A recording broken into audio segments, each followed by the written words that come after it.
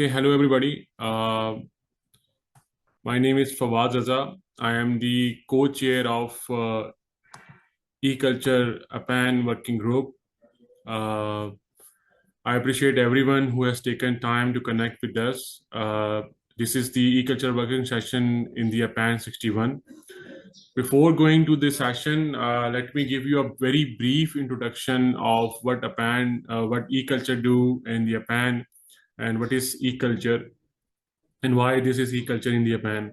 So the e-culture working group focus on advanced research and education network, and how advanced education network can support culture in the digital age. The e-culture focus on the digital heritage, language, arts, humanities, archive, museum, community knowledge, and culture exchange. Basically, all enabled through high performance network, data platform, and collaborative research. So we say that culture basically a very soft domain, but as you know that it plays a real role in the education and research and social cohesion and digital and regional understanding. Within APAN, entrance and research have a unique role to play by providing trusted connectivity and platform and cross-border linkages that allow cultural institutions and the peoples that are in the Asia Pacific or beyond can work together for the cultural exchange and all that. Over the time, in the e-culture working groups have aimed to create a regional forum where universities, libraries, researchers, technologies, and other practitioners can share experience and explore joint initiatives. Our objective is not only digital preservation, but also active user research exchange of culture knowledge across the Asia Pacific region. So this is a very brief introduction of why culture in the APAN, and we encourage everyone to what they are doing in the cultural domain, arts, language, music, and other areas to share and their culture knowledge with us. Today's session we have five speakers from different regions, presenting Australia, India, Malaysia, and Pakistan. These presentations already covers a range of perspectives from academia, institutional experiences to practical initiative in the cultural space. Together, they will provide a useful snapshot of how e-culture work in being approached in different national and institutional contexts. I would I would particularly acknowledge our speaker from ANU Australia and other colleagues from India, Malaysia, and Pakistan from joining us in this e-culture working group. So I would encourage participants to engage during the session through questions, comments, or sharing your own experiences. If you or your institution are working on this area, related area to culture, heritage, digital humanities, e-culture working group is always open to new ideas and collaboration. With that, I would like to invite our first presenter from ENU, Ms. Natasha, who will be presenting a topic related to community engagement. So, floor is yours, Natasha. Thank you. I'm just going to share my screen and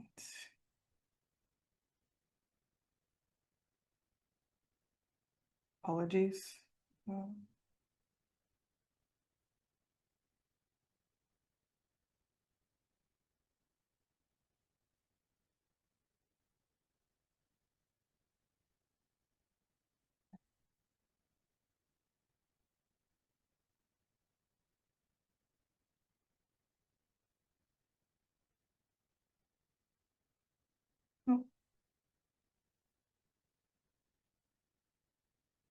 Is that working?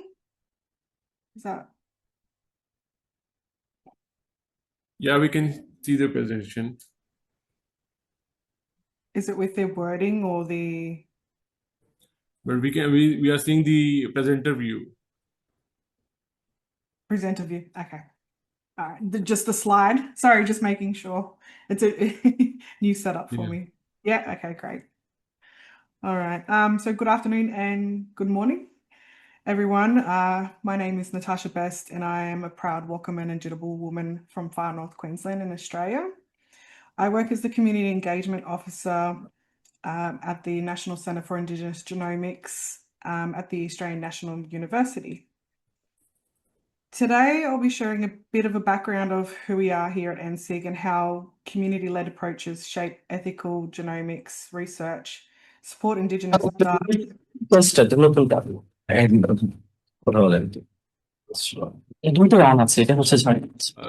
From locals, kindly mute yourself.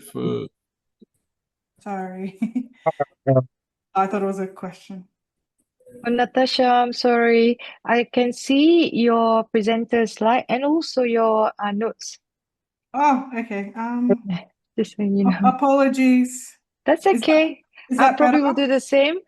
Maybe you stop sharing and oh yeah, now it's better. That's better? Okay. Yep. Yeah.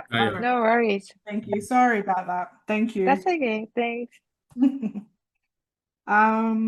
Yeah, so today I'll be sharing a bit of a background of who we are at NSIG and how community-led approaches shape ethical genomics research, support Indigenous data sovereignty, and contribute to meaningful health outcomes for Aboriginal and Torres Strait Islander communities.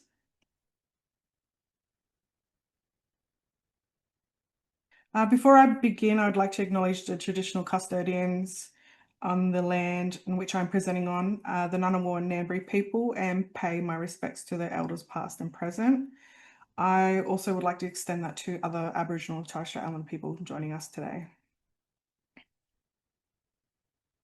So the National Centre for Indigenous Genomics is an Indigenous-led research centre that manages a significant collection of biological samples, data and records, and works to ensure research is ethical, community-controlled, and focused on improving Indigenous health outcomes. The NSIG collection also forms a part of a broader global historical biological sample collection with material from multiple countries and regions, including Indonesia, the United States, Thailand, and elsewhere. So any further use of this collection has been on hold since 1990s due to ethical considerations. The Australian National University is now considering how best to move forward and establish best practice. So the table on the right illustrates the scale of the global collection. Today, however, I'll be focusing specifically on my work with the NSIG Aboriginal and Torres Strait Islander Historical Collection and related projects.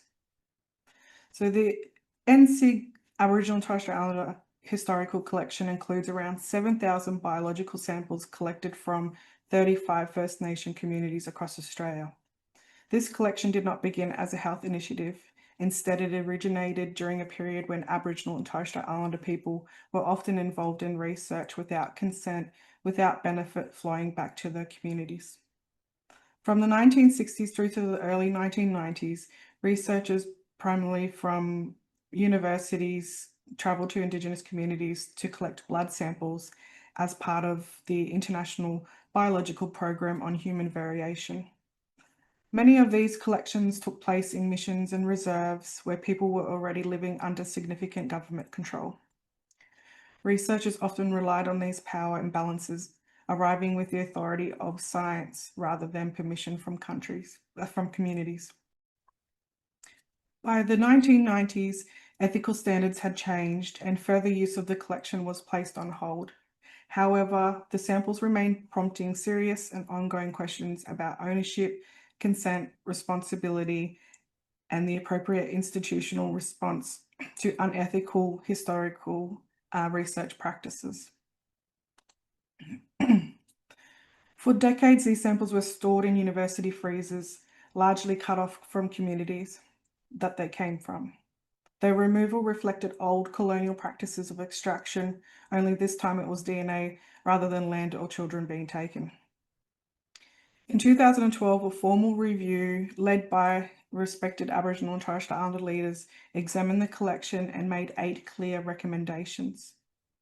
The most important of these was the establishment of an Indigenous-led centre to return authority and decision-making back to families and communities. This led to the creation of the National Centre for Indigenous Genomics, governed by an Indigenous majority board. The governance structure ensures that Aboriginal and Torres Strait Islander people lead decisions about ethical use, community engagement, and how samples and data are managed and shared. So since starting at NSIG, I've had the honour of working with many communities across Australia, with much of my work focused in the Kimberley area region of Western Australia.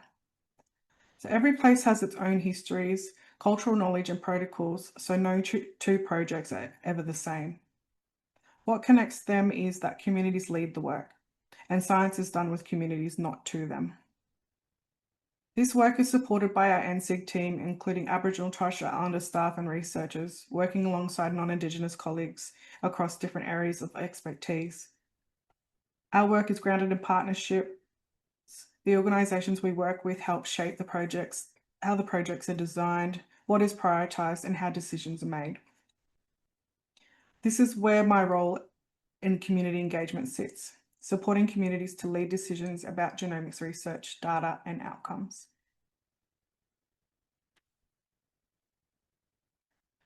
So moving on, I'd like to share an example from Northeast Arnhem Land that shows how communities lead decision-making works in practice.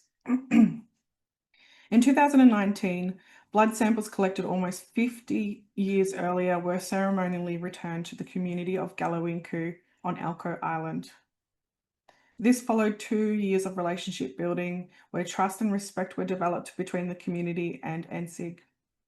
Galawinku is a highly traditional community where culture is practiced daily, and for many people, English is not their first language.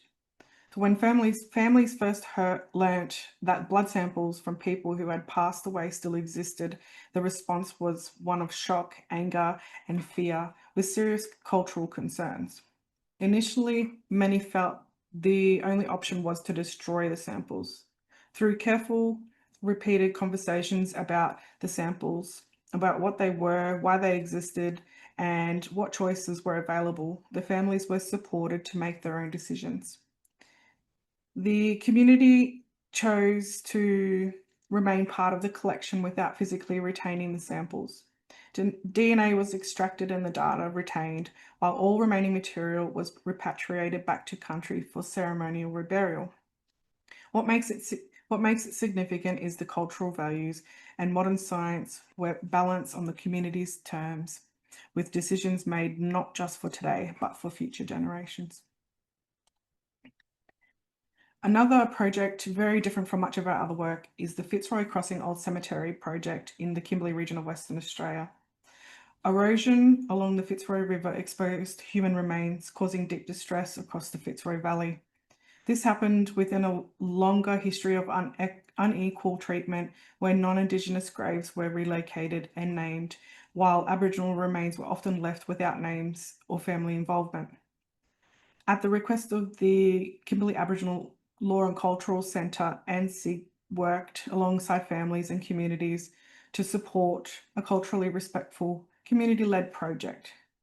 Genomic science was used to support identification, reconnection, and respectful reburial, guided by families and communities at every step.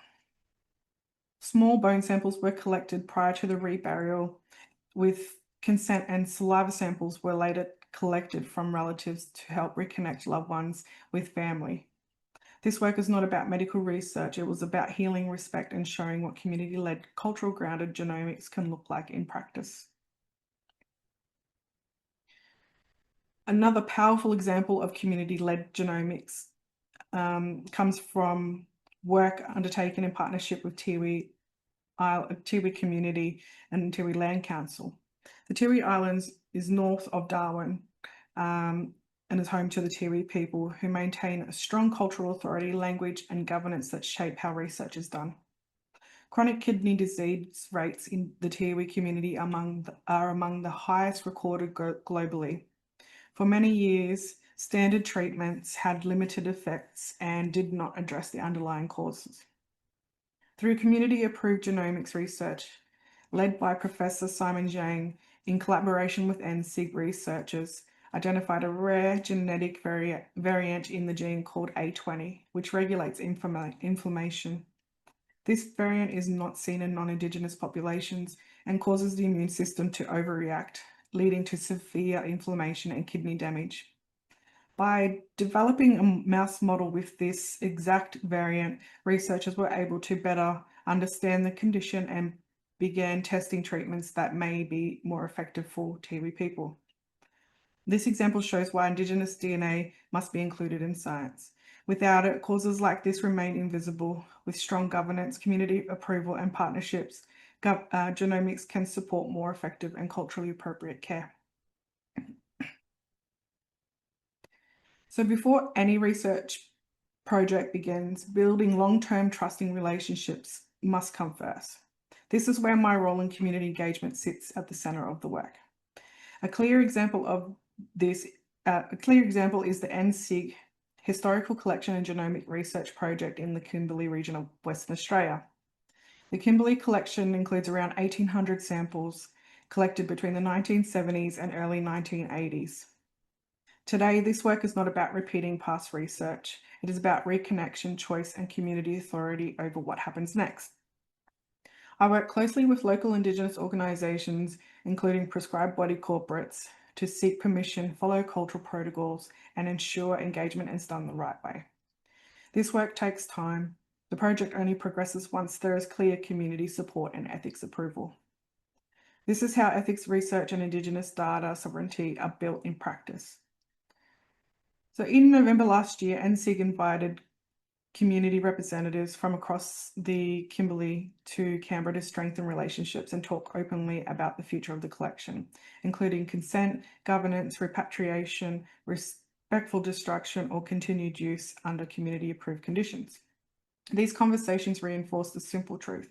Research can only move forward when communities lead decision-making and when ethics and data governance are grounded in respect, transparency, and trust. So why does all of this matter in the bigger picture? Genomics is changing how health research is done, with healthcare moving toward precision medicine, where diagnosis, prevention, and treatment are better tailored to individuals. But Aboriginal and Torres Strait Islander people remain underrepresented in the genomic research, and too often excluded from decisions about how research is designed, governed, and used. This matters because the health gap is still very real. When our data is missing, some conditions are misdiagnosed or missed, and some treatments are less effective because they were never designed with our people in mind. At the same time, this work is not only about disease. Aboriginal and Torres Strait Islander people have maintained health on this continent for over 60,000 years through deep knowledge of land, relationships, and community. Genomics can play a role in a better future, but only when it's done the right way. With strong governance, community leadership, and respect for cultural authority, genomics can support better health outcomes while honouring who we are and where we come from. Genomics is a powerful tool, but how it is used matters. This is not just about science, it's about community control, trust, and responsibility, and a future for our Aboriginal Torres Strait Islander people. Thank you.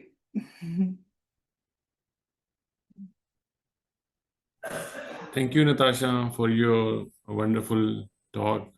It's really good that how do you engage the communities. I have one question regarding have you faced any kind of resistance in this whole process? And the other question is, have you recorded all the procedures that how you done this all work, how you can engage the communities, how you initiated, and how this what small to small things you taken to for the community engagement, just to make sure that you forward this thing to the other communities and for their guidance, for their help. Okay. So could you repeat that first question for me? Yeah, I think that was a lot. what resistance, what resistance you faced in this whole process in the community of or regarding the awareness and for this community engagement process. If you have you faced any kind of resistance in this? Yeah. So resistance from community themselves. Yeah, okay. Yeah, we do, because of past research and the way it was conducted and undertaken in communities, there can be resistance because that history still lives within community. You know, these things weren't done ethically, without permission, without consent, taking advantage of Aboriginal and Torres Strait Islander people. So there is resistance to start off with, you know, and then there's shock because most of the people that we go to and we say, look, we've got these blood samples and collection of blood samples from your family, your communities here, from over 50 years ago. And there's a lot of shock and there's a lot of upset, and then there's resistance in that matter. But once, you know, that's part of my job, is coming in, explaining that's why NSIG was developed. We're under a majority government, you know, Indigenous governance board. We're here to not repeat past actions. We're here to fix. We're here to give you options and listen to you and see what you would like. Would you like things, you know, the blood repatriated? Would you the data? Would you like us to dispose of it respectfully? And talking about the future of genomics and what it can actually do for health benefits. So there is resistance to start off with, just because of the, you know, the history that lives on within our people. Okay. Hopefully that There was is, the first one. I think it's good. Is there a question of any other question for Natasha? Yeah, Dr. Rahman, please go ahead. Hi, Natasha. So That was amazing and very I don't know, I was almost in tears when I saw you doing that presentation, because I yeah, that was so much needed, and I congratulate you for taking the ground to discuss and bring that research. It's a honorable work that you're doing, and hopefully it will be continue, and hopefully it will be discussed further in the bigger space. So it's not a question, but more on complimenting you for the work and your team have done. So thank you. Thank you very much. I appreciate that. Thank you so much. Thank you for your kind words. Yes. Thank you, Dr. Rahman. Andrew, you have any query? I'd like to second Noor's comments. Great presentation, Tash. My background artwork was done by Anthony, Tash's brother. NSIG are doing a really great job in basically setting right a whole lot of really bad things that ANU did without any permission back in the past. And it's a great initiative, particularly kind of wearing my ANU hat, that we are actually going out and consulting with First Nations groups and communities and making sure that there is always a benefit for them in this research. And it's not just a, you know, we're going to take what, you know, we're going to take 60,000 years of culture and evolution and use it in ways that are not beneficial. Also, just kind of to your first slide, the First Nations peoples in Australia are vastly underrepresented in terms of these genomic collections. So the work that NSIG's doing to build up an Indigenous genomics collection that is actually sovereign to the Indigenous people of Australia is absolutely amazing work. And we try to support them as much as we possibly can. Thanks, Andrew. That's wonderful. Trying to build a biobank of Aboriginal and Torres Strait Islander people samples, and to look into more medical research into rare conditions and disease and that kind of thing, to you know, try and prevention rather than treatment. Okay, thank you very much. This was in Natasha's presentation. Thank you. It was a very nice presentation. Dr. Fawad, can I have just one question very quickly? Natasha, I am Indigenous in Malaysia. I come from Indigenous background in Malaysia too. So I see that. So somehow that's why I was feeling a bit sentimental. But I am currently working on a platform where mainly on the cultural performance. That is, I'm in Australia, so collecting cultural performance. I was just wondering if is there any network or any what say information that I can get or anything that is related to cultural performance in terms of Indigenous culture. Any platform that is collecting that particular, or maybe I can discuss with you further, or maybe with Andrew. Yeah, you're welcome to send me an email. I have a couple in mind that you could contact and talk to about. Perfect. Yeah. Did you get my email? If not, I can put it in the messages. Yes, please. Thank you. Yeah, so I'll discuss further with you in that one. Thank you so much. You're welcome. Thank you. Thank you, Natasha. Thank you very much. So we have a next presentation from Shrikant from India. Shrikant, please go ahead. I will request the participants to have we have a 15-minute sessions for each 15 minutes for each presentation. So if that is something that we can follow, so we can have one more agenda at the end of the session we have added. So please, if you have if we can start your presentation, and I will request that if it can be up to 15 minutes. Thank you.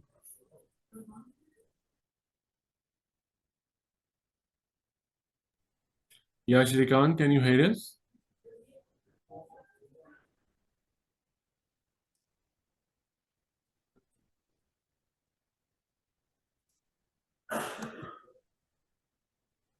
Hello, Shrikant.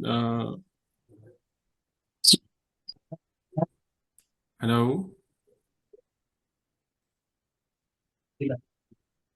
Hello.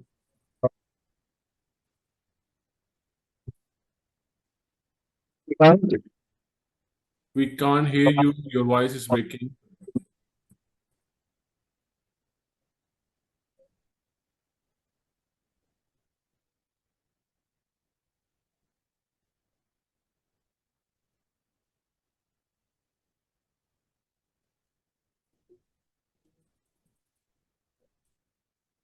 Shrikant, is there any issue at your end?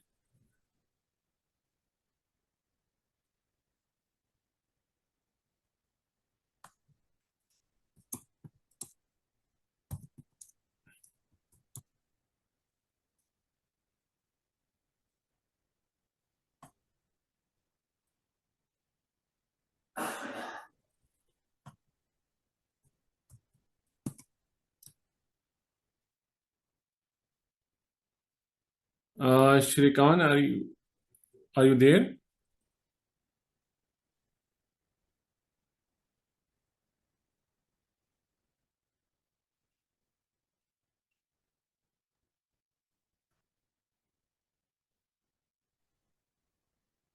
Shrikant, can you hear us? Because we cannot hear anything from you.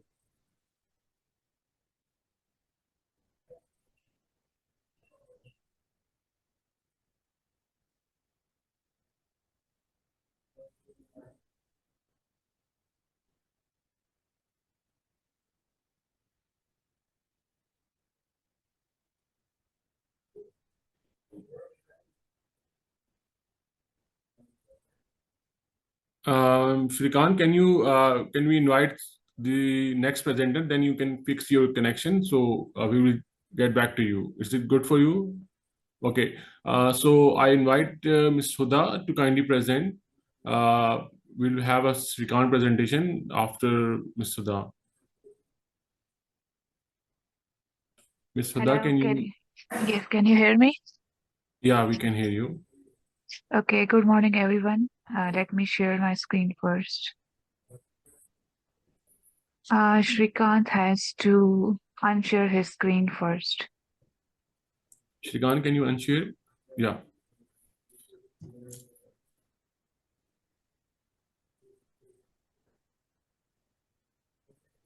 Can you see the screen? Yes, we can see the screen. Okay, should I start? Is it visible? Yeah. Please go ahead. Okay, good morning, everyone. The topic of my talk today is archiving the past, visualizing Messigate Rawalpindi through augmented reality. So my presentation is all about augmented reality. The capital AR in archiving is for augmented reality.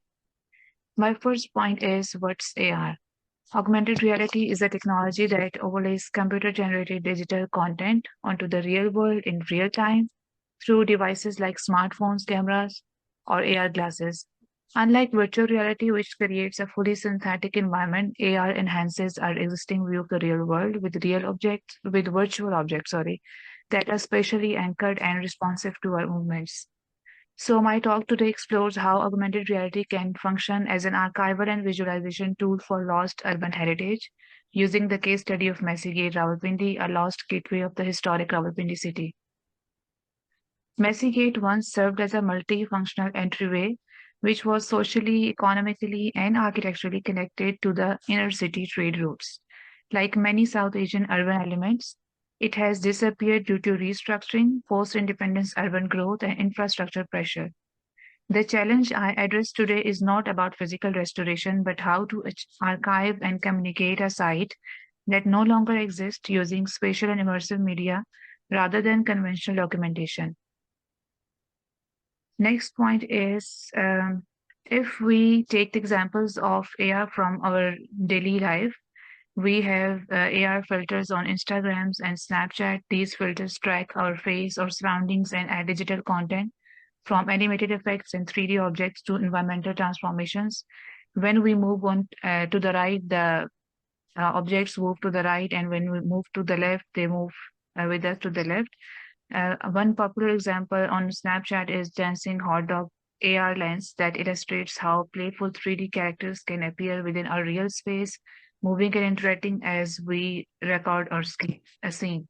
In the heritage domain, AR is increasingly used to revive historical artifacts, stories, and environments. Ms. Da, if you're changing your slide, we can't see. Is this an issue with me or anyone else also? Because No, I'm seeing the first. still discussing this one. So if we are talking about heritage domain, AR is increasingly used to revive historical artifacts, stories, and environments without physical reconstructions. Museums worldwide employ AR so that visitors can point their phones at exhibits and see extinct animals, layered reconstructions of ruins, or animated narratives overlaid on real galleries. And the next question is, why archiving through AR? We have VR, MR, XR, like many immersive media platforms, and now we have also metaverse. AR can preserve and enrich access to archives and heritage by combining accurate digital records with immersive interactive experiences. The key reasons for using AR is, the first one is, we can use digital twins. As I said, in Snapchat, we can overlay virtual objects on physical environment by using our normal camera or like the selfie camera or filters. AR can do a similar thing. AR supports creation of 3D digital twins of buildings and objects that are lost otherwise or at the risk of being lost, enabling long-term digital conservation and documentation. It also helps store structural, spatial, and contextual data that traditional paper or static photography cannot capture, improving maintenance and restoration planning. AR projects have also reconstructed stolen or destroyed artworks to keep them visible to the public and raise awareness about the need for digitization or their preservation, physical preservation as well.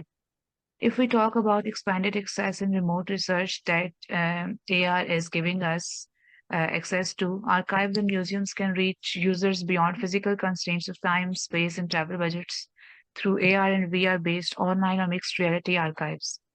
If we talk about engagement, education, and interpretation, AR overlays digital content, text, 3D models, video narratives on real spaces, and they are, of course, more engaging discovery-based learning than static displays. It is especially powerful for intangible culture heritage like rituals, performances, where we can reenact processes and practices that are otherwise hard to capture in conventional format.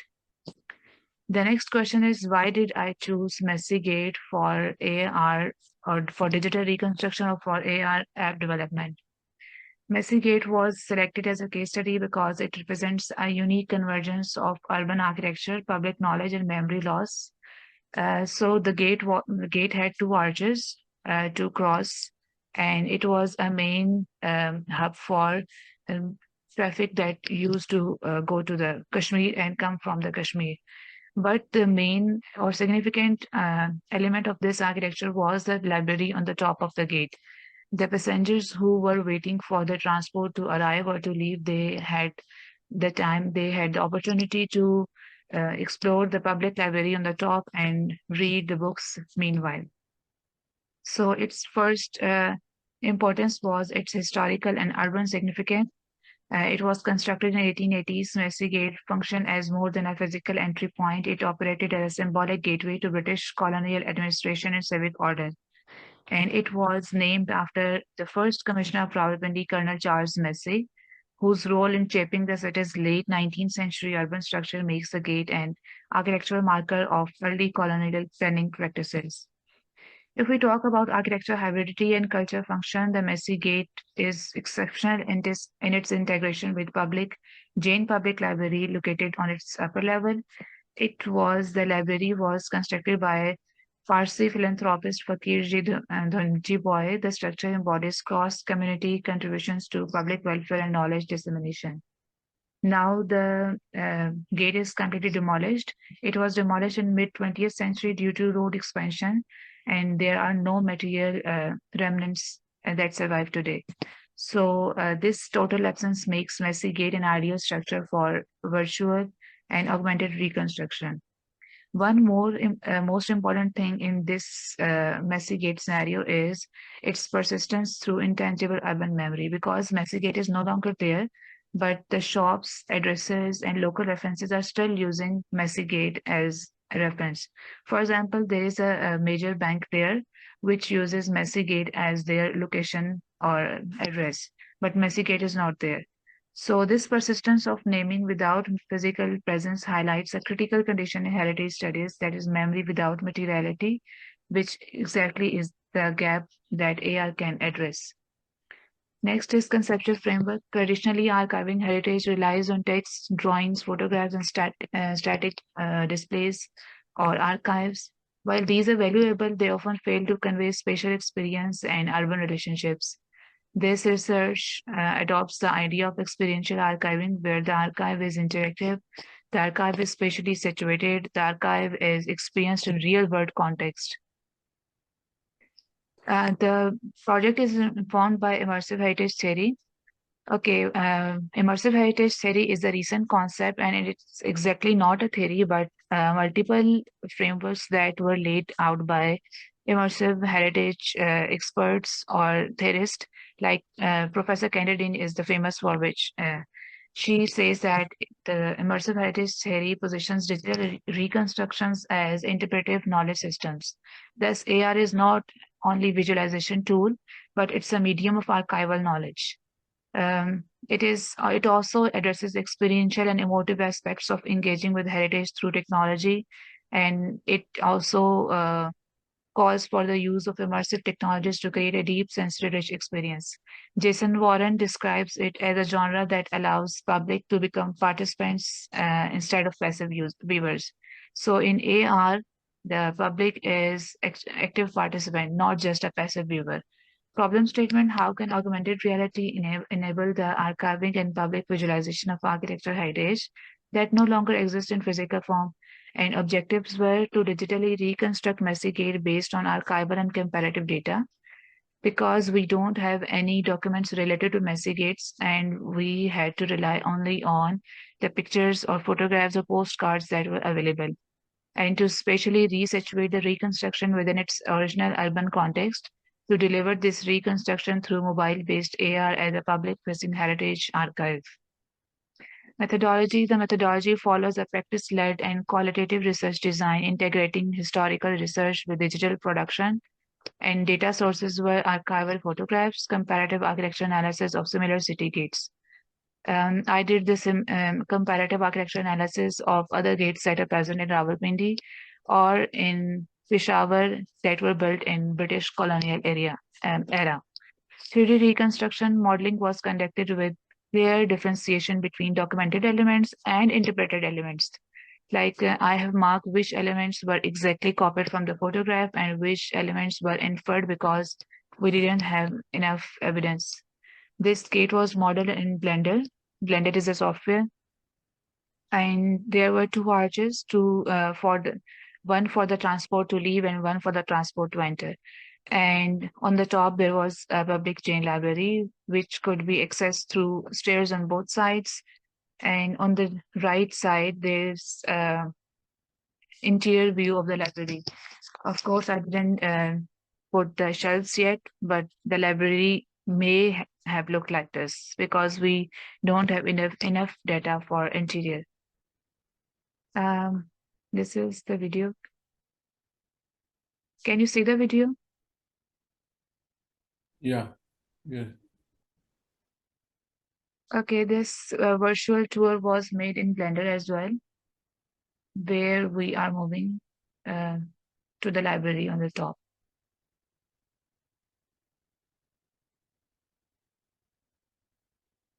Since it was British, it was constructed in British time, so the structure was made of brick.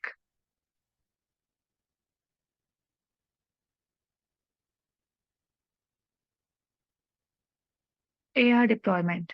After the modeling was done, the next process was to employ the model in AR and to make an AR app that could be used from like for smartphones.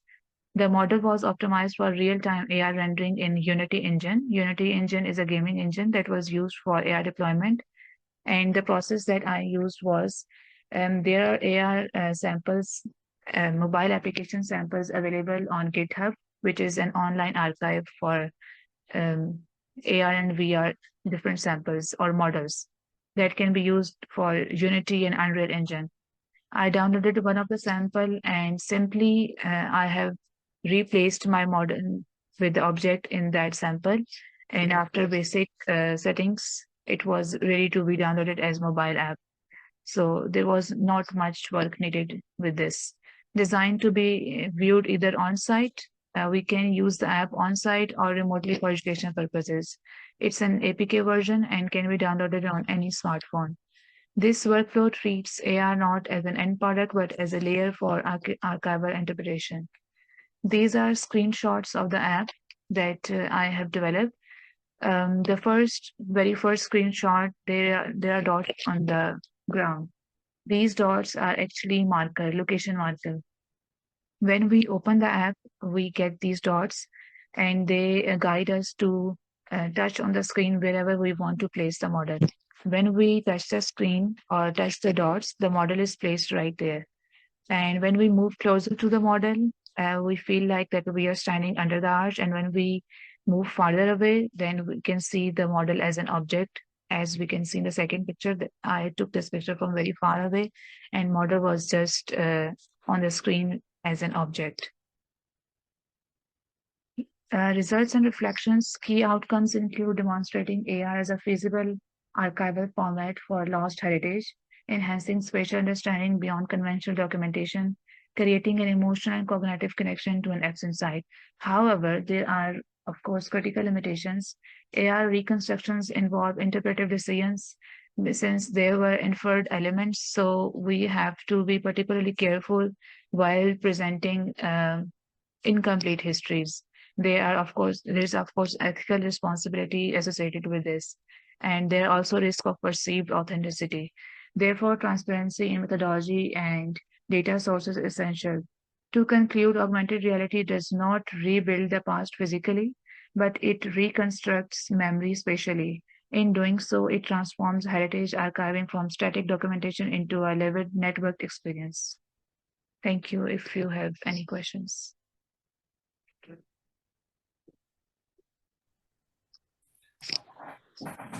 Thank you, Dr. Huda. Is there any questions for Dr. Huda?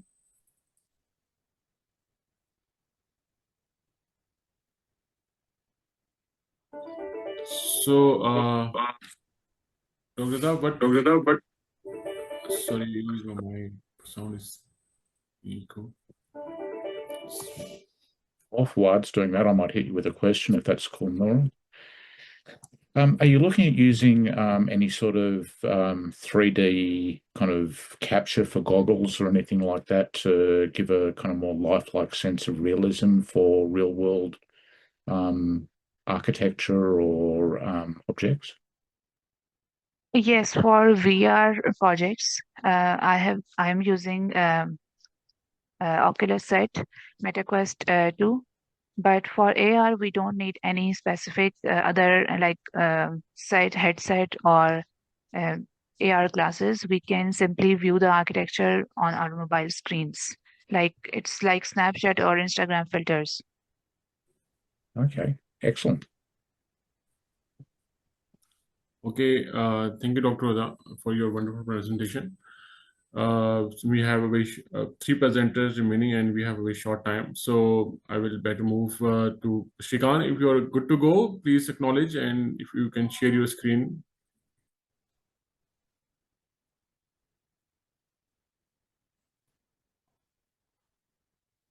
Shrikant, you are here. You are here.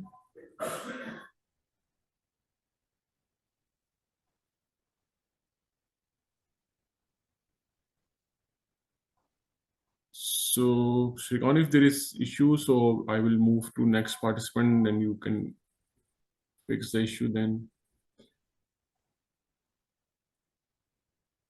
Dr. Rahman, if you can share your presentation then. Dr. Zainurul Rahman.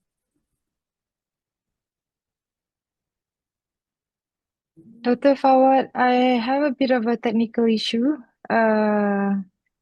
Can I go to the next one? Or is Yeah. it the other Mi Fong? Yeah, me Fong, you here. If you can share first, we'll be back. Am I audible? Yeah, No? you're audible. So This can I will go ahead? Shrikant? Yeah, go ahead. Go ahead. Okay, thank you so much. Let me share my PPT screen.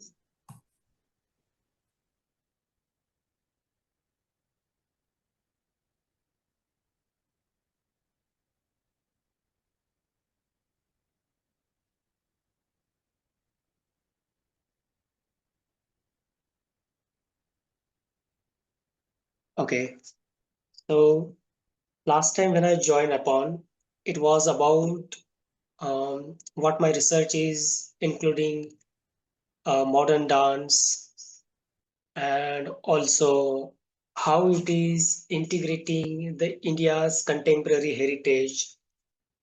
So continuing to the research, now this topic is now dancing across cultures, exploring the dynamics of the convergence and innovations in Indian modern dance practices. See what happening in past decades, especially after the independence, Shrikant, we can have you seen. can you go to presentation mode because the text is very small to read. Okay, is it okay now? Yeah. That's that little button down the bottom. Yeah. On the Can So you to go begin to with, presentation mode? presentation. I'm not Yeah. sure Okay. how it's. Yeah. Carry on. Just carry on. Okay. I'm so sorry for the technical difficulties. I don't know what's happening here. No issue. But to continue with, this study, especially for this time, is based on the specific region from the India. It's called Maharashtra, and Maharashtra come from the western part as well as some southern part of India. So India has specifically classical dance traditions such like Bharatanatyam, Kathakali, Kudiyattam, and India's some state does not have that classical tradition or classicalness, and Maharashtra is one of them. But what happened in past decades, who were practicing classical dances such as Bharatanatyam, Kathakali, or Kathak, they fuse the classical practices or their classical training into the regional uh,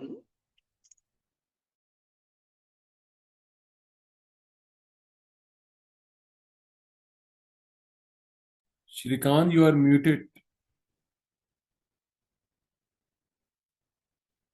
Yeah, no, okay. Please. We can't hear you. now. Yes. Yeah.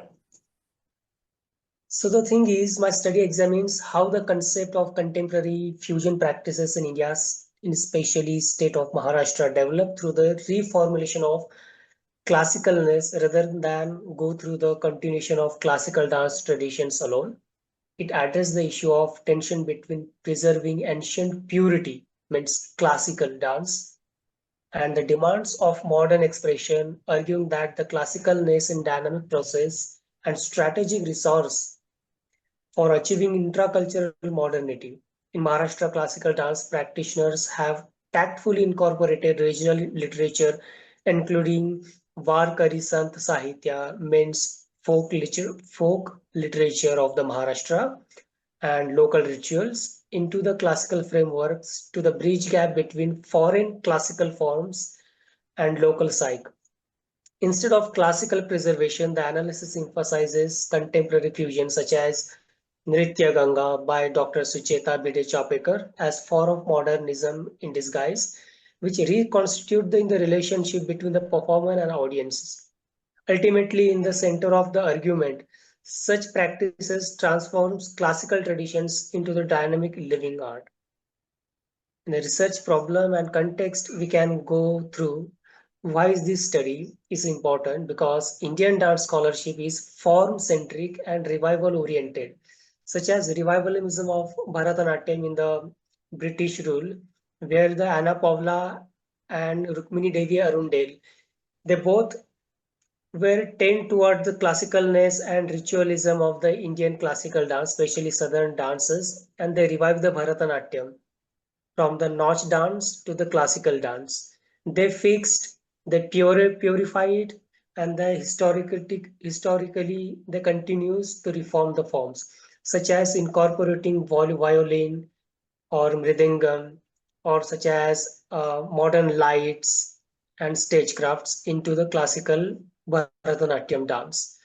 So this fusion experimentation often dismissed as dilution and under theorized because the what classicalness in Indian context is it's the classical form must be purified, must be retain its legacy. So gap is lack of intracultural analysis within the Indian regions, such as in the case of Bharatanatyam, which is a southern art form, where the incorporatability or the intraculturality of the Western context, such as Western themes of plays, such as Shakespearean plays or Western themes, is not allowed.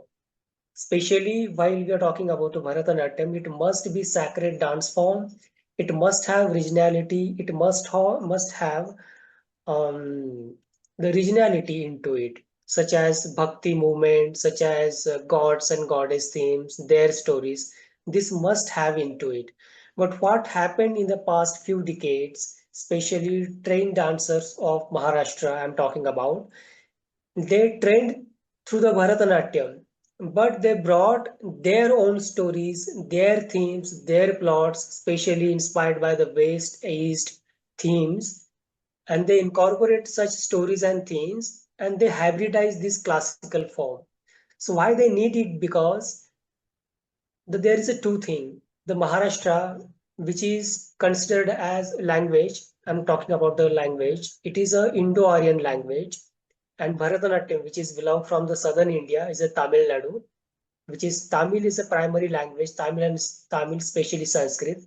But today's context, it's considered as a Dravidian language. The words, the culture, it's totally different. So southern and North India, same as Maharashtra and Tamil Nadu. But dancers who are trained in Southern art, Tamil Nadu language, Tamil heritage, and they're performing in Marathi context. But audience does not understand the Tamil word or Tamil music or Tamil literature who they are performing. So whoever trained this art form, they just brought their own poetry in Marathi language or Hindi words or Indo-Aryan language words into it. So Marathi audience or audience who does not understand Tamil words or Southern language words, so they can reinterpret or see their own thematically, their language, their music, their culture, but into the Bharatanatyam dance form. So conceptual shift was from form to the process. So key theoretical interventions was the shift from classical dance form to the classicalness. Means classicality, it is there. Classicalness is there, but neither it is a pure classical dance form or neither is a pure modern or experimental dance form. So classicalness here I'm defining as a cultural process, a negotiated status, a strategic resources, which is rooted in Sanskritization, means culturalization in the English, nationalist revivalism, embodied discipline, repertoire, and training. Classicalness is not an endpoint, but the mobile cultural authority, in my views. What a theoretical framework I deployed here is the key ideas and thinkers as performance as a process, such as Richard Sechner's twice behavior theory, repertoire versus archive, means embodied memory over textual fixation, which was talked about the how Marathi culture and Tamil culture, even though it shares some similarity, but in totally practice, which feel totally different. Hybridity, which is not a fusion, as Homi Bhabha's third space theory gives some perspective according to the research. Modernism in disguise, such as Jasmine's Lodge, which talk about the revival itself, it is a modernism. If you're not revivaling or if we are not performing the dance form, which is not understandable the local psych or local audience, this might be not understandable, depictable, and as well as this will have somehow fade away. So innovation is equal to the negotiation, but not the rupture. So paradigm of modernity and classicism, which we can categorize in the linguistic core, where traditional pan-Indian classicism and Maharashtrian intracultural modernity, how it is different. Just let me go through the linguistic core, where the Sanskrit, Tamil, Telugu, Kannada, Malayalam, which is the language of southern India. But here in Maharashtra or North India or West India culture, Marathi, Hindi, Sanskrit is a dominant. Musical base of southern India is a pure Carnatic, where is northern part and Maharashtra as well. The synthesis with Hindustani classical music. Ritual focuses based on temple rituals, where in Maharashtra, Varkari, Wari, Gondal, Bharud, these rituals are famous. Literature sources are based from the Puranas, Gita Govinda, and other texts. But in Marathi culture, Santa Sahitya such as Sant Tukaram, Janabai, and Marathi poetry is dominant. Aesthetical goal was transcendental universalism, but in Marathi culture, we see the regional resonance and social critique is far more dominant. So why Maharashtra I chose? Because Maharashtra has intracultural system, historical north and south bridge. Neither Maharashtra fall under the North India part or southern part of India. But again, it share the some southern and northern bridge, where the cultural gap of north and south somehow get filled because of it has Maratha and Tanjore legacy. Maratha and Tanjore, it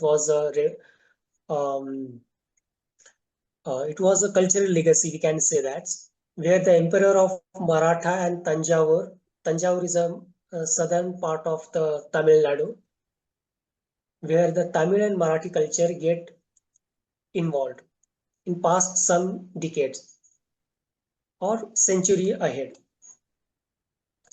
I think.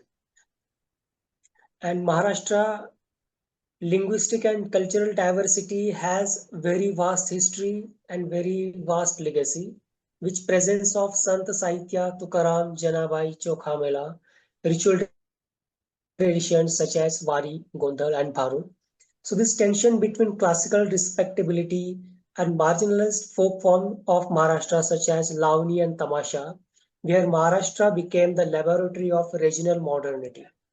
So I found and identified two case studies to identify these gaps. Case study one is a work of Suchita Bhide Chapekar's work, where her work is being called Nritya Ganga as structural innovation, which retains the Bharatanatyam grammar, but it reconfigures music system from classical Karnataka music from to classical music to the Hindustani classical music. Language became Tamil or Telugu to the Marathi, and Margam, which is a repertoire of Bharatanatyam, which is full phase of Bharatanatyam, became a new recital structure. So key component she changed from the Margam of whole Bharatanatyam is Namana, Prastara, Sargam, Abhinaya means acting, Ashtamangala and Tarana. It is not fusion but the intracultural reauthoring the Bharatanatyam. And again in the case study of Guru Shama Bhate, she is not a Bharatanatyam artist but a Kathak artist. Kathak is another part of India where Kathak as contemporary social language she chose, where she chose moves beyond the Krishna-centric narratives. If you have any idea or let me share something about Kathak dance. Kathak is a classical dance which was flourished during the Mughal period of India, where the Krishna or Northern folklore have a heavily emphasized in a Kathak dance and Hindustani classical music also, which shaped Kathak dance. Shrikant, you have 2 minutes because we have already as Yeah, sure. I'm about to finish. Yeah. Thank you so Thank much. you. Thank you. So Kathak as contemporary social language moves beyond Krishna-centric narratives. Themes she chose silence, feminism, environment, and social justice, where she used classical prestige, abstract choreography instead of pure nritya or pure dance form of Kathak, world music influences such as westernized musical themes, including ballet, innovation grounded in parampara means traditions, and classical grammar as ethical instrument. So performance ecology of Maharashtra, how innovation circulates like interconnected ecology of dance, theater, music, and cinema. This festivity has circulation spaces, Savai Gandharva Ellora Festival, which is usually happened in Maharashtra. There, such experiments get showed. Audience transformation through Marathi literature to demonstration of classical dance of India, such as Bharatanatyam, Kathak, linguistic intelligibility, folk forms included and excluded, reworked, recontextualized, classicalness produced through audience dialogue rather than their full engagement. So conclusion and contribution could be in some words like key arguments revisited here is a classicalness is a negotiated, regionally reproduced, historically very dynamic. Because if we do not develop or if we do not incorporate something in performing arts, even language and cultural, so there might be a loss of to prevailing long-term cultural traditions, as I see. So fusion is not equal to the dilution, but is a total process of evolving. So Maharashtra shows intracultural modernity, regional agency within national classical discourse, and contribution to the dance studies here can be the shift focus from is it classical or how classical authority get reproduced. So classical dance survives by transforming rather than purify it or keep it as a totally pure or classical. Thank you.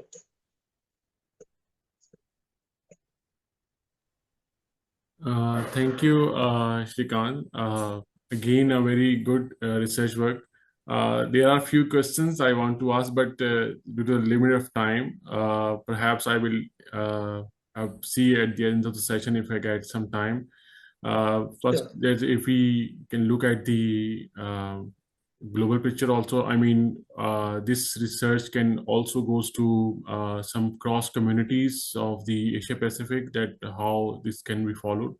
And the second is that if we make a guidelines that of how culture can impact on this kind of I mean, dancing and theater and all that. So it can be also a good area to see how this evolving culture can impact these things, and how we can revive the old and classical things that was vanished from the community. So I think these few areas we can discuss later also. But since I have very short time to give the two presenters, so I will ask the questions later if the time allows. Thank you very much. Sure. Thank you so much. Professor Rahman, if you're ready, or I will invite Wong. Hi, Fawad, it's me Fong here Yeah, from Malaysia. yeah, me. So perhaps I can actually start first, but I need help in flashing on my deck. I'm not too sure if Dr. Zainurul is Yeah. ready. Yeah. Dr. Fawad, do you receive the slide that I share with you in the email? Yeah, I received your email.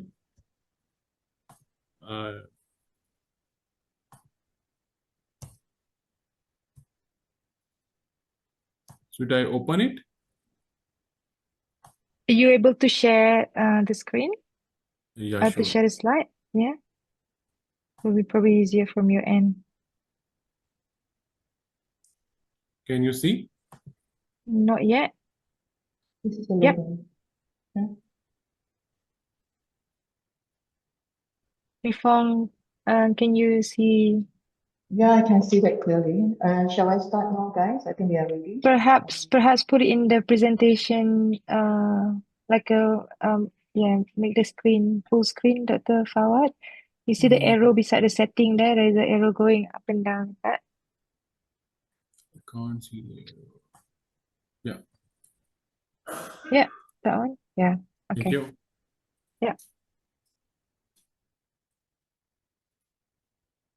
Okay. Hi. Good afternoon or good morning, everyone.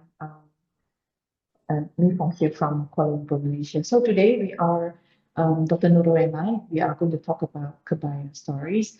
And this is very from Southeast Asia context. And we are also going to include, because this is actually the e-culture conversations and group. So we want to share how actually kebaya, which is a very traditional blouse from Southeast Asia, how to relate that to the e-culture later. So next slide, please. Next page, please.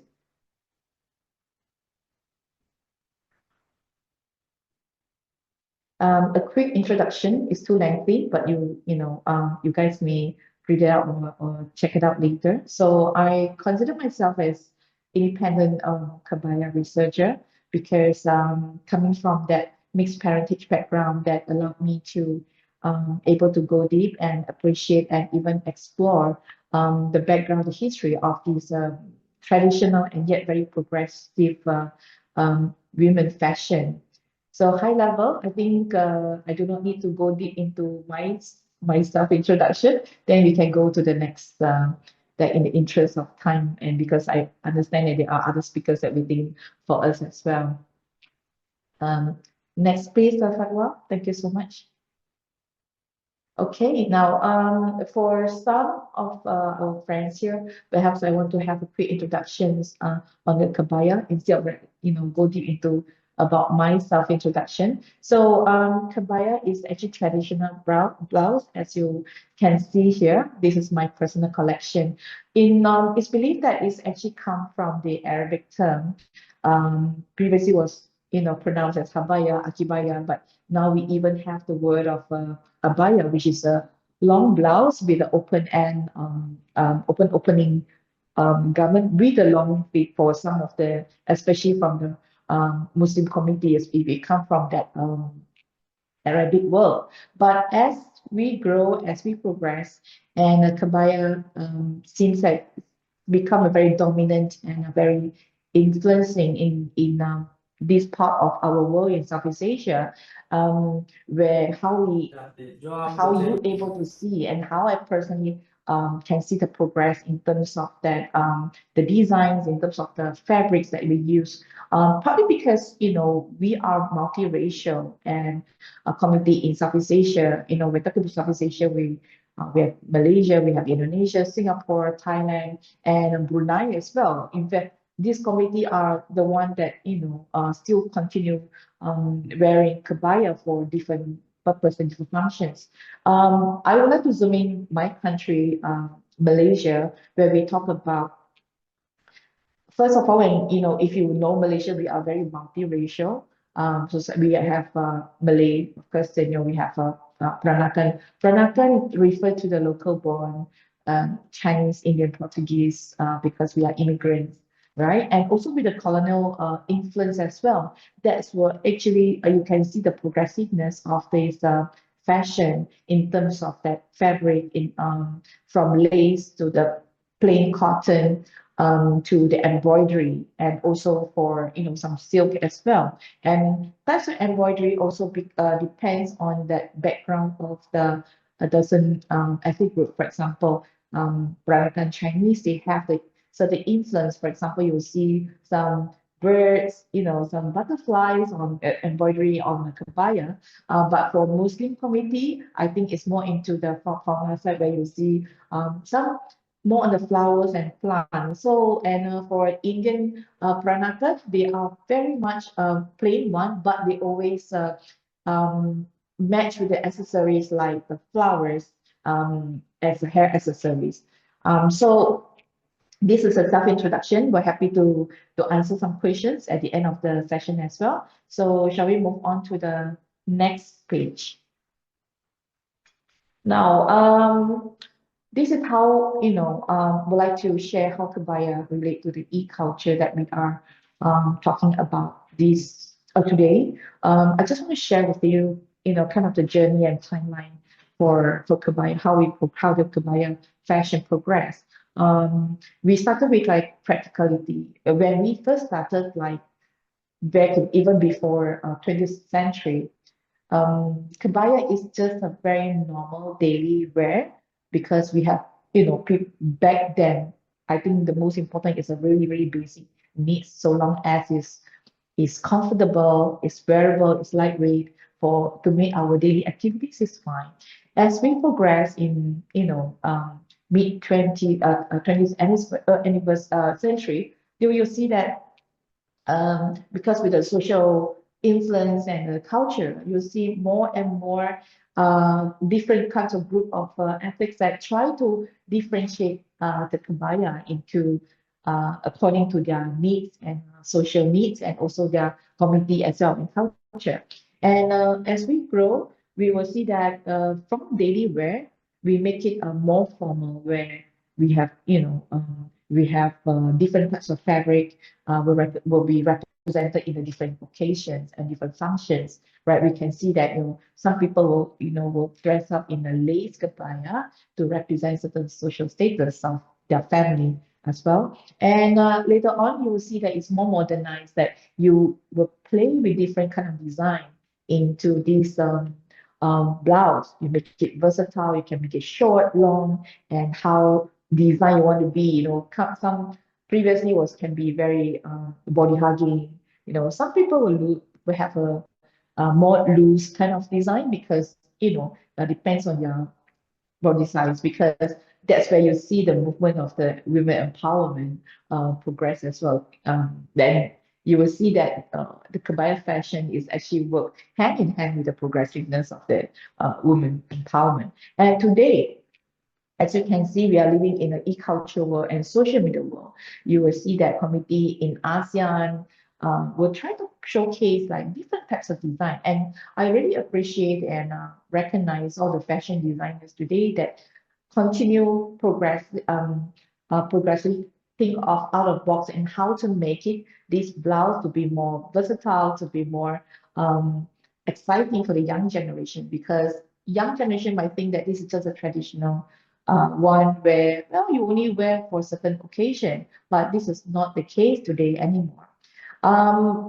One thing to highlight why we still want to continue upholding and talking about kebaya as e-culture is because in 2024, in fact, in late 2024, kebaya is actually being recognized by UNESCO as part of the traditional wear as well. I think this is a good movement. That's why you see that different organizations, different individuals, or certain tradition, I mean, the cultural bodies, they're trying to talk about kebaya. You'll see a lot of activities happening in Southeast Asia, including Malaysia as well.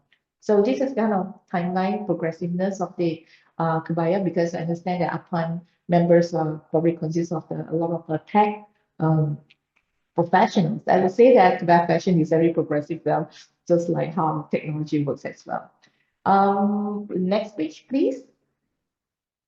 Now, I've been wearing or being part of kebaya since young. The left side, that's my mom. If you notice that in this picture, I was holding my girl, and in fact, I was wearing the same kebaya that owned by my mom.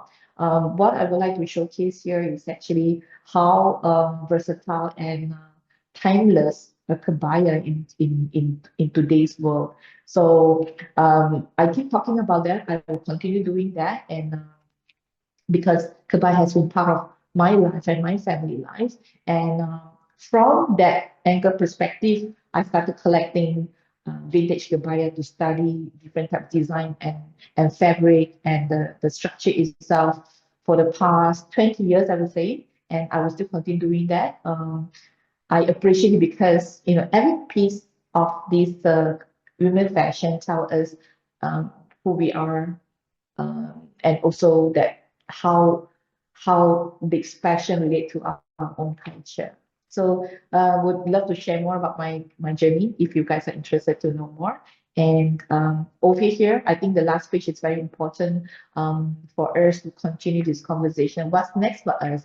Dr. Noor and I will be we are already started working together and collaborating when it comes to these kebaya stories.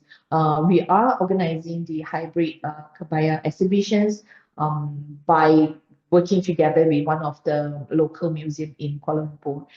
But for those that are not able to visit Malaysia, we are going to have something online. That's why we want to put it in a hybrid exhibition. It's not something like what you see on the social media, but it's something that more exciting.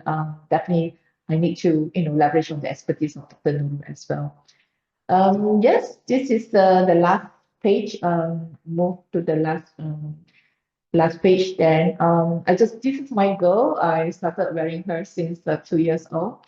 But what I would like to share here is that regardless of whether culture or e-culture, it need to be documented somehow. Just like the previous presenter talk about the traditional dance. Same thing as well. We need to continue sharing, continue try to reimagine how this piece will continue become a source of inspiration and educational materials for our future generations. I think that's where we talk about e-culture today, where we try to document it, and for our future generation, and for those that really interested to know more about this kebaya.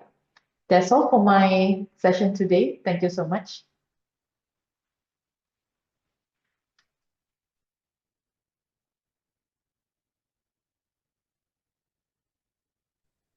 Thank you, Dr. Fong Wong. It was really exciting presentation, and I really liked your journey, and the concept of this presentation. Dr. Rahman and Andrew, we knew that we are building about to build a website of e-culture.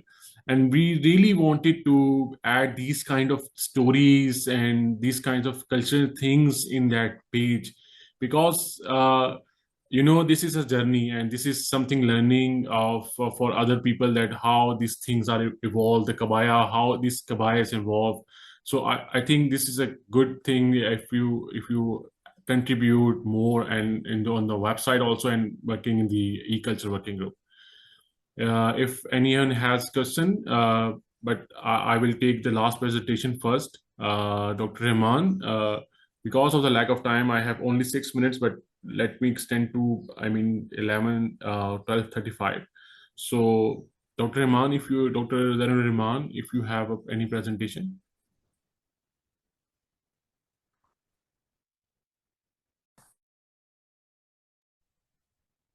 Yes. Are you able to see my slide? Yeah. Yeah. Dr. Rahman, we have a very short time, so you know that we have another agenda also. So if you can, Yeah, I'll go very quick because yes.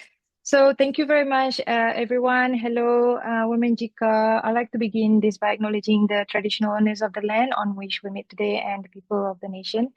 And I pay my respect to the elders past and present. My title today is about what Dr. Fawad just explained, to explore the e-culture content for new APAN e-culture website. And the whole process is about capturing what we discuss every meetings in APAN. A bit of background, my name is Zainurul. I'm from Malaysia, but I've been in Australia for almost 20 years now. And I've been an APAN member since 2008 when I was studying, and then I took a break. And then last year, I came back to APAN, and I realized that for the past 18 years, the group has brought together people who care about the culture, technology across Asia, and we've been doing a lot of meetings. And there's a lot of information, very interesting research I've done has been presented, that I thought, where can I find all this information? We need to have something that we could have it accessible and to continue research about this and to continue work. I think over the time we produce a lot. So because of that, I am, that's where I come to this problem. So that was me presenting last APAN in Hong Kong. I think that was that session where I found myself asking, where's the work of e-culture has gone, and who's keeping it. I know Andrew has been diligent, tracking the documentation, which is fantastic. But then I realized there's more than that, and that we collectively can do and can bring this body of work together. So I think we're at the point where a great deal of information is being used and displayed, but not much in being properly archived, collected, or placed in a secure platform for future access. So we should not be relying on the social media as a primary way to reuse or revisit the material. So I'm hoping by developing a more robust archival and access framework, we can enable deeper shared research, and we can do a lot more collaboration with the e-culture community once we have this material being accessed. So these are the contexts. I'm going to go through very fast with this one. It's been 18 years or more. Andrew can correct me if I'm wrong. I think the way I calculated, and me and Dr. Fawad discussed almost 18 years of APAN e-culture presentation, project, and collaboration. That is a long years of data and information that we gathered and interest that had been shared through this meeting. So I realized the problem is there is no single accessible platform material that's been that we can look at and we can refer to.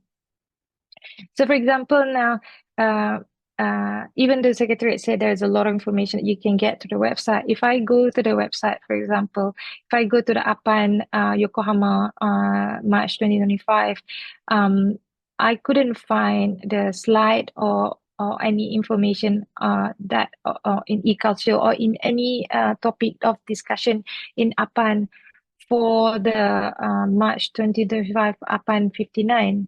And you can go to the APAN website and look for others APAN meeting that if you can find anything. I couldn't, so I thought that's something that we need to bring in, and hopefully this is something can be done. We're still in the early stage.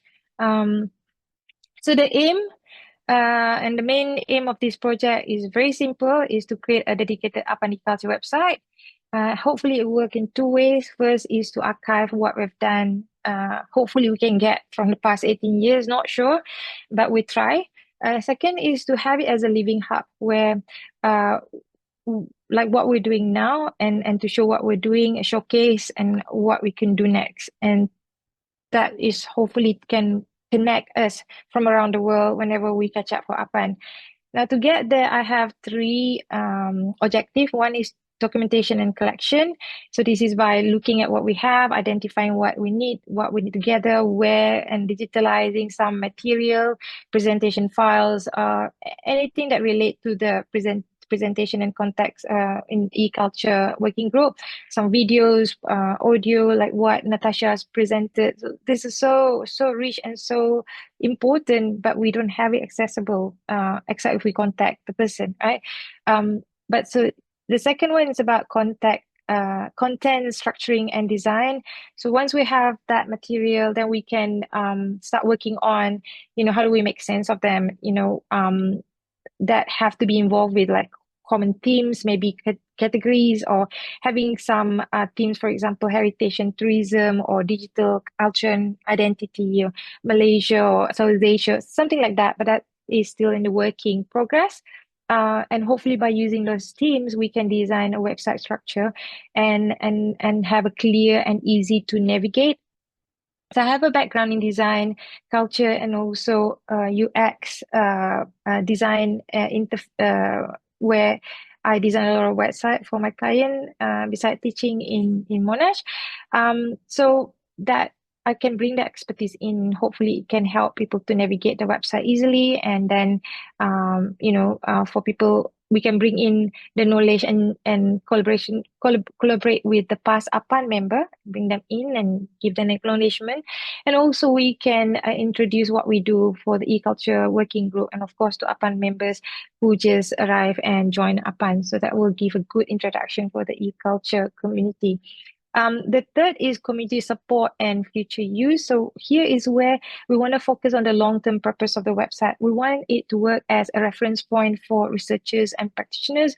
We want it to be a communication tool to connect members and partners, institutions perhaps around the world, and hopefully a platform to showcase ongoing and future projects, including students and early career work. So behind these objectives, there are a few guiding questions like how can we document almost this 2 decades of work in a way that is organized and accessible? What thematic and structure best reflect the groups? And how should we structure this site so that it can really support the people who will use it? The method that I come up for now to turn this idea into something practical, I'm using like a straightforward step-by-step approach, which is first about gathering the material. I'll be contacting and work with Andrew a lot, and which is one of the leading contributor in e-culture working group, and perhaps contacting former members e-culture group and see if they can share their files. I've done that already. I've talked to Dr. Farida, Dr. Suhaimi, Sven, who was in the cyber performance before, and also Professor Ko. And so I will get more information about this, and I can start reaching out to them. So where necessary that we have, older unusual format, I will convert them. This is a lot of work. So me and Dr. Fawad is thinking, if we, perhaps we can get some grants and help, we'll see how we can expand this. I'm not going to go into detail on how I'm going to do it, but because it's very technical and we still haven't gone through that path yet. But the second part is once that all collected, I'll be looking at the pattern, what we collected. I'll go through the material and perhaps do like tag by topic, so people can have access to it easy when they search. So the third part is to listen to the community, where I could then get them give us some of the material, maybe interviews, get an email, gather some small group discussion, really to hear what they can provide in making this website much more friendly and accessible in terms of the information. Also to ask, like, do they want the resource to be used or not, whether that will be okay for them to use it, or whether they want people to download it and things like that will be some of the questions that I will ask during this process. Now, what is the significance of what we're doing now in the website and why we're establishing the website? I think for APAN e-culture community, this will give much greater visibility to 18 years of the work that e-culture working group have done, because otherwise it will be remain hidden and be lost. It can also provide the continuity by preserving our shared history and making it easy for new members, students, and partners to see what have been done, and also to support collaboration by helping people find each other and discover related projects and build an existing working instead of starting from scratch. So more broadly, this project can also serve as a model for other groups in APAN, in the Asia Pacific regions meeting that are trying to document and digital culture or e-culture activities. And it raises practical question about how we store and share our work, and how we present to wider audience, and how we support the next generation of researchers and practitioners. And that's why also me and Fong get together based on Kebaya. We thought this is an interesting one. Similar things is not being captured much. We need to document that before it disappears. Both me and Fong have our grandparents Kebaya that was 60 years old, almost. Some of them are a bit very, very fragile to even to hold. And we want to document that and make it digital so that other future generation will be able to have access to this and know that it exists at one point and it was part of everyday culture. So at this stage, I welcome any ideas, comment, or offers to share materials, help.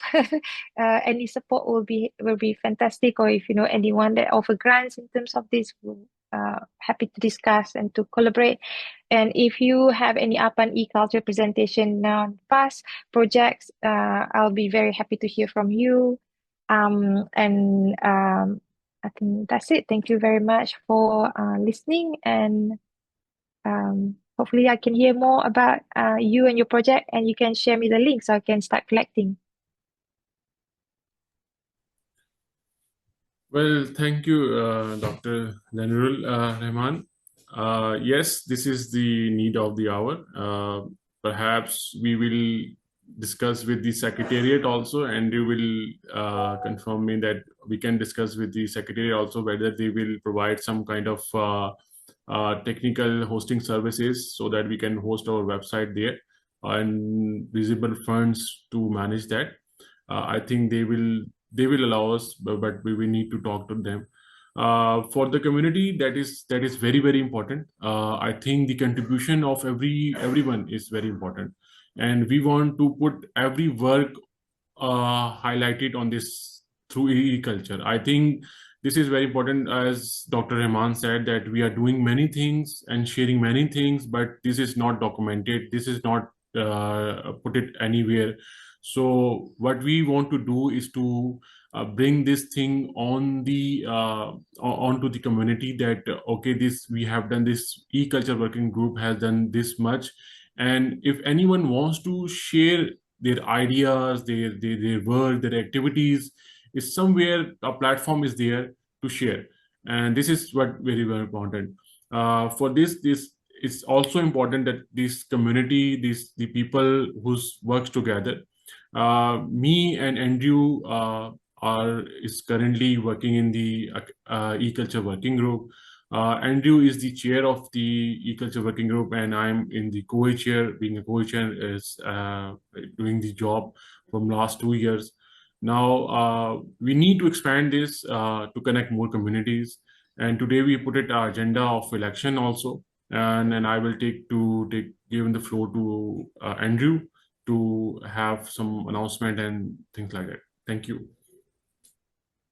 Thanks, Thank Fawad. you. Oh, also, Go for it. sorry, Can Andrew, you, before that, can you unshare this presentation so that yeah, can I share just to collect the one that we have presented today? I'll share email to Dr. Fawad and Andrew to get everything documented for this e-culture meeting. Maybe a Google Drive. I'll do that. Is that okay? Yeah, if we could get Yeah. everyone's presentations, that would be really good, please. Okay. Thank you. So, as Fawad mentioned, the working group's been running for about 18 years now. As Noor mentioned, we've got a lot of images, videos, and stuff that is laying around on people's computers, and it would be really good to get it onto a website. I've got a fairly massive photo library of stuff that's happened along the way, and some really cool video of Noor performing as well. Anyway, we're running short of time. So Noor has kindly offered to become one of the co-chairs of eCulture. Kind of the normal procedures, kind of show of hands. I'm really grateful that Noor's to have her skills and experience and graphic capabilities. So I'd certainly endorse bringing Noor on as a co-chair. So could I just get a show of hands on either by raising your hand in the chat or coming online and raising your hand there, please?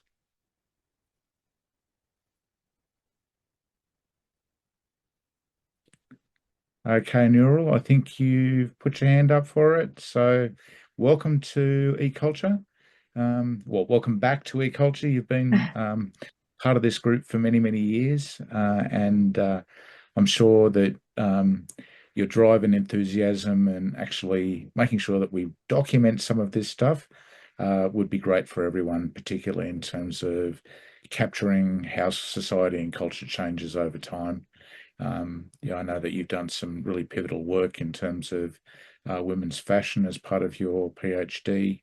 And I think it's really important just to capture all of this stuff. So thank you everyone for joining in again today. And a really big thanks to Fawad for wrangling all of this.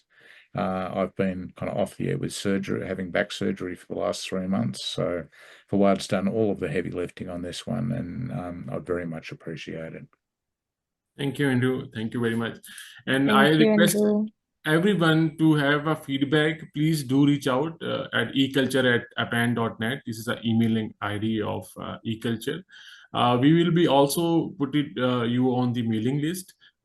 So please do reply and to also reach out to people who are interested. And we want to organize many things. This website is a big initiative that we have taken, and it's up to you, to the community, to contribute.